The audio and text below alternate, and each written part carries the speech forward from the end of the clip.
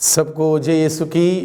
प्रभु क्रिस्त में प्यारे भाइयों बहनों, 40 की अवधि के 5वें इतवार के पूजन पद्धति में आज के दिन में हम सभी भाग लेने वाले हैं, या भाग ले रहे हैं, या भाग ले चुके हैं।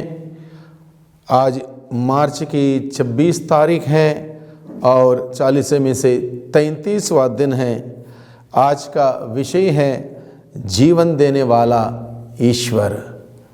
ईश्वर हम सबों को जीवन दिया है, जीवन देता है और वो जीवन देने वाला है।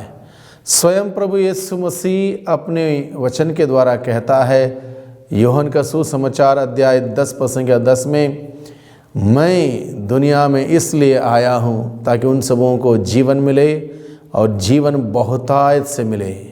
और उससे पूर्व प्रभु कहता है, चोर केवल चुराने, मारने और नष्ट करने आता है, मैं इसलिए आया हूँ ताकि उन सबों को बहुतायत का, परिपूर्णता का जीवन मिले। प्यारे भाइयों बहनों, आज के दिन में हम लोग इस विषय को लेकर मनन चिंतन करें कि प्रभु हम सबों को किस प्रकार का जीवन से भरना चाहते हैं। आज का पहला पाठ नबी एसेकियल के ग्रंथ से लिया गया, अध्याय 37 पद संख्या 12 से 14 का प्रसंग में यहाँ पर ये लिखा है, तुम उनसे कहोगे, प्रभु यह कहता है, मैं तुम्हारी कब्रों को खोल दूंगा।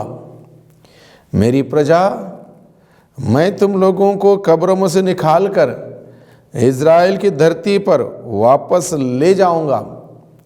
मेरी प्रजा, जब मैं तुम्हारी कब्रों को खोलकर तुम लोगों को उनमें से निकालूंगा तो तुम जान जाओगे कि मैं ही प्रभु हूँ। मैं तुम्हें अपना आत्मा प्रदान करूँगा और तुम में जीवन आ जाएगा। प्रभु हम सबों को बताता है किस प्रकार का जीवन, वो पवित्र जीवन, और उसके लिए पवित्र आत्मा वो हम सबों को प्रदान करेगा। आत्मा हम सबों के अंदर उस पवित्रता का जीवन का संचार करेगा। ये प्रभु का कार्य है। इसलिए प्रभु कहता है, मैं तुम्हें तुम्हारी अपनी धरती पर बसाऊंगा और तुम लोग जान जाओगे कि मैं प्रभु ने यह कहा और पूरा भी किया। प्यारे भाइयों बहनों, 40 की इस अवधि में प्रभु हम सबों को आत्मिक जीवन में बढ़ने के लिए, आत्मा से संचालित होकर जीने के लिए, पवित्र आत्मा के उस पवित्र जीवन को जीने के लिए हमें बुलावा देता है। इसलिए आज के दूसरे पाठ में प्रभु हमें बताता है, जो रोमियों को लिखे हुए पत्र अध्याय 8 पद संख्या 8 से 11 में, जो लोग शरीर के वासनाओं से संचालित हैं उन पर ईश्वर प्रसन्न नहीं होता। जो आत्मा का जीवन नहीं जीते वो शरीर का जीवन जीते हैं। शरीर का जीवन जीने वाले वासना से संचालित हैं और प्रभु उनसे प्रसन्न नहीं होता। यदि ईश्वर का आत्मा सचमुच आप लोगों में निवास करता है तो आप शरीर के वासनाओं से नहीं बल्कि आत्मा से संचालित हैं। तो हम में ईश्वर का आत्मा निवास करना है, ईश्वर का आत्मा निवास करना है। उस पवित्र आत्मा के लिए हमें प्रार्थना करनी होगी। पवित्र आत्मा के अभिषेक के लिए हमें अपने आप को तैयार करना होगा। पापों को स्वीकार करते हुए अपने आप को पवित्र बनाना होगा, प्रतीक्षा करना होगा, इंतज़ार करना होगा और बड़ी लंबी गहरी तैयारी करनी होगी, जिससे कि पवित्र आत्मा का ताज़ा अभिषेक हमें मिले, पवित्र आत्मा का जीवन हमें मिले और हम पवित्र आत्मा के द्वारा संचालित होकर जी सकें। अन्यथा मनुष्य शारीरिक वासनाओं से संचालित होगा तो हम में वो जीवन नहीं रहेगा। जिस मनुष्य में मसीह का आत्मा निवास नहीं करता वह मसीह का नहीं है। जिस मनुष्य में यीशु का आत्मा निवास नहीं करता, यीशु का पवित्र आत्मा निवास करता, वह व्यक्ति यीशु का नहीं हो सकता। प्रभु का वचन कहता है, यदि मसीह आप में निवास करते हैं तो पाप के फलस्वरूप शरीर भले ही मर जाए किंतु पाप मुक्ति के फलस्वरूप आत्मा को जीवन प्राप्त होगा। बहुत सुंदर बात प्रभु हमें कहता है। यदि हम प्रभु के आत्मा से संचालित होकर जिए, पाप में शरीर भले ही मर जाए लेकिन तब भी वो जीवन हम में बना रहेगा। जिसने ईसा को मृतकों से जिलाया, यदि उसका आत्मा आप लोगों में निवास करता है। तो जिसने ईसा मसीह को मृतकों में से जिलाया, वह अपने आत्मा द्वारा जो आप में निवास करता है, आपके नश्वर शरीर को भी जीवन प्रदान करेगा। जो शरीर नश्वर है, क्षणभंगुर है, इसको भी जीवन प्रदान करेगा। और आज के सुसमाचार भले ही बहुत लंबा प्रसंग है, यूहन्ना का सुसमाचार अध्याय 11 प्रसंग 1 से 45 के उस प्रसंग में लाजरस की मृत्यु और मृत्यु के बाद लाजरस का फिर जीवित करना, इस महान घटना का वर्णन है, काफ़ी लंबा वर्णन है। हम इसकी मुख्य बातें हम देखें। लाजरस प्रभु यीशु का मित्र मानते हैं, क्योंकि प्रभु यीशु मसीह अक्सर उनके घर जाया करते थे। और एक दिन ऐसा हुआ कि प्रभु वहाँ पर नहीं थे, आसपास भी नहीं थे, दूर थे, और लाजरस की मृत्यु होती है। लाजरस मार्ता और मरियम का एक मात्र भाई, रोजी रोटी कमाने के लिए एकमात्र सहारा था। अब जब लाजरस मर गया और लाजरस को दफनाया गया, लेकिन प्रभु वहाँ पर नहीं थे। अब प्रभु वहाँ पर चौथे दिन पहुँच जाते हैं। अब एक तरफ से देखा जाए, ऐसे परिवेश में, ऐसे परिस्थिति में सब कुछ खत्म है। जैसे बोलचाल की भाषा में लोग बोलते हैं, कोई व्यक्ति मर जाता है, फलाना व्यक्ति खत्म हो गया या मर गया या देहांत हुआ। लोग अलग अलग प्रकार से इसको बोलते हैं, यानी कि एक प्रकार से लाजरस खत्म है, अब मरकर 4 दिन हो चुके हैं। और यहाँ पर क्या देखते हैं, बेतानिया का निवासी लाजरस नामक व्यक्ति बीमार पड़ गया। बेतानिया मरियम और उसकी बहन मार्ता का गांव था। यह वही मरियम थी जिसने इत्र से प्रभु का विलेपन किया और अपने केशों से उनके चरण पोंछे। उसका भाई लाजरस बीमार था, इसलिए बहनों ने ईसा को कहला भेजा, प्रभु देखिए, जिसे आप प्यार करते हैं वह बीमार है। उन्होंने ये नहीं कहा हमारा भाई बीमार है, जिसे आप प्यार करते हैं, यानी कि प्रभु यीशु का एक लगाव था इस व्यक्ति से, लाजरस नामक व्यक्ति से, इसलिए संदेश इस प्रकार से भेजा, जिसे आप प्यार करते हैं वो बीमार है। ईसा ने यह सुनकर कहा, यह बीमारी मृत्यु के लिए नहीं बल्कि ईश्वर की महिमा के लिए आई है। यानी कि प्रभु यीशु मसीह को मालूम था कि आगे क्या होने वाला, लाजरस के जीवन में क्या होने वाला, क्या क्या बीतने वाला, प्रभु को मालूम था। इसलिए प्रभु ने उत्तर दिया, यह बीमारी ईश्वर की महिमा के लिए है, इसके द्वारा ईश्वर का पुत्र महिमान्वित होगा। ईसा मार्ता और उसकी बहन मरियम और लाजरस को प्यार करते थे। वह सुनकर कि लाजरस बीमार है, वहाँ वे जहाँ थे वहाँ और 2 दिन रह गए। जहाँ पर थे वहाँ पर और 2 दिन रह गए। किंतु इसके बाद उन्होंने अपने शिष्यों से कहा, आओ हम फिर यहूदिया चलें। वहाँ पहुँचने पर ईसा को पता चला कि लाजरस 4 दिनों से कब्र में है। बेतानिया यरूशलेम से 2 मील से भी कम दूर था, इसलिए भाई की मृत्यु पर संवेदना प्रकट करने के लिए बहुत से यहूदी मार्ता और मरियम से मिलने आए। जैसे ही मार्ता ने यह सुना कि ईसा आ रहे हैं, उनसे मिलने गई। अब मार्ता और मरियम दोनों अपने भाई को खोने से बहुत दुखी हैं, बहुत पीड़ित हैं, बहुत परेशान हैं। उनका दुख बताने वाला नहीं है। अब चौथे दिन, 4 दिन हो चुके हैं, चौथे दिन जब उनको पता चलता कि यीशु आने वाले हैं, जैसे ही मार्ता को पता चला, मार्ता तुरंत बाहर निकल पड़ती है और यीशु से मिलने के लिए जाती है। मरियम घर में ही बैठी रही। मार्था ने ईसा से कहा, और इस बात पर बड़े ध्यान दें, मार्ता ने ईसा से कहा, क्या कहा, प्रभु यदि आप यहाँ होते तो मेरा भाई नहीं मरता। प्रभु यदि आप यहाँ होते मेरा भाई नहीं मरता, यानी कि आप जो जीवन है, जीवन यहाँ होता तो मृत्यु यहाँ पर नहीं आती। इसकी गहराई देखिए, यदि आप जो जीवन है, जीवन यहाँ पर होता, मौत यहाँ पर मेरे घर में नहीं आती, मेरे घर में जीवन बना रहता। अब जीवन नहीं है, मेरा भाई मर गया। यदि आप यहाँ होते, जीवन यहाँ पर होता, मृत्यु नहीं होती। यानी कि दिन और रात एक साथ नहीं हो सकता। दिन होता तो रात नहीं होती, रात है तो दिन नहीं होती। यानी कि इस प्रकार से हमें समझने की जरूरत है। यदि दिन यहाँ पर नहीं होता, दिन यहाँ पर होता तो रात नहीं होती, रात नहीं आ सकती दिन में। जहाँ जीवन है वहाँ पर मृत्यु नहीं आ सकती।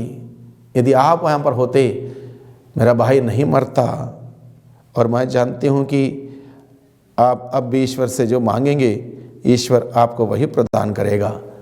एक विश्वास की झलक देखिए।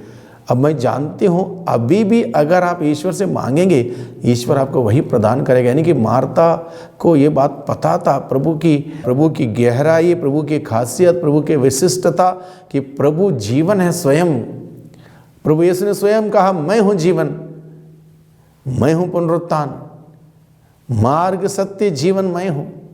प्रभु ने कहा मैं जीवन। यीशु है तो जीवन है, यीशु नहीं है जीवन नहीं है।